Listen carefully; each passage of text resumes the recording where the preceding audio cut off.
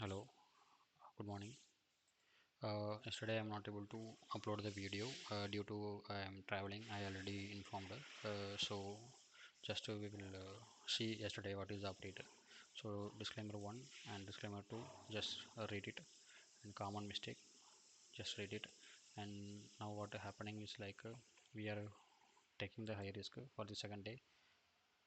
Uh, High risk means like maximum loss because we are yet to open one more create one more sell position. Once I done, then this maximum loss will be reduced. So this is the current status 11k and minus 10.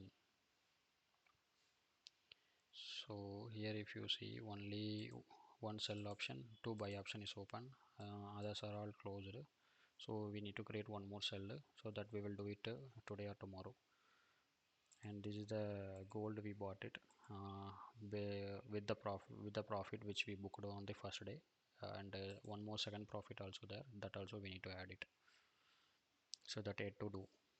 So this is about the creek, and today let's see how market is going.